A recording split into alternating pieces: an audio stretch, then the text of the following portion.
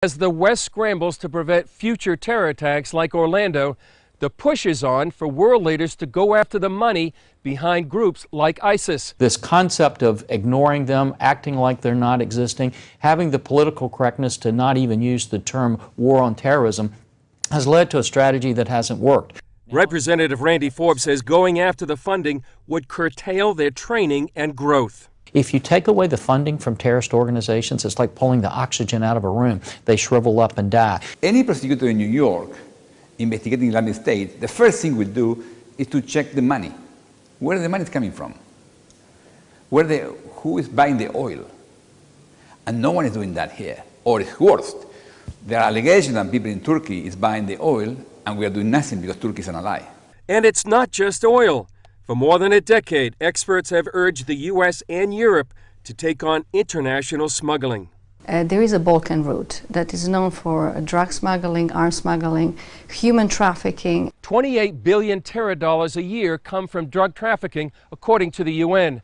Most of it comes from opium grown in Afghanistan that feeds the worldwide heroin epidemic. And it's not only affecting Europe, but the same heroin ends up in the United States.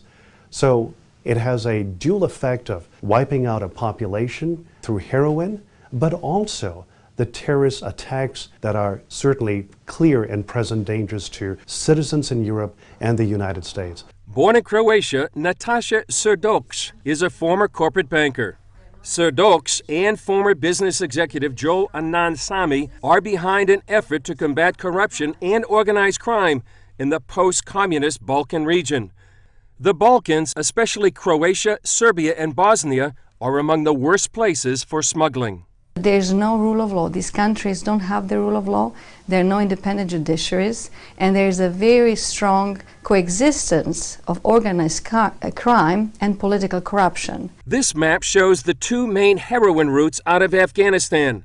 One goes north to Russia, the other south through Iran and Turkey into the Balkans, and then the rest of Europe. Then there's the massive arms trade. We see that arms supplies for terrorism are coming from the Balkans because it has been reported that in two Paris attacks in 2015 and the recent Brussels attacks, they had Kalashnikovs that came from the Balkans. Different reports were stating that there are some 4,000 military-grade arms available in the black market, I think just in Paris. And our concern is that it is going to be so easy for WMD, weapons of mass destruction, from the region, or even beyond, say, Afghanistan, Pakistan, to come through the Balkans into European capitals, or even worse, transported to the United States. Srdoc and Anand Sami say establishing some Western-style rule of law in the Balkans would help stop the cash flow. They add, however, it will take principled leadership, not political expediency in the West, to make it work.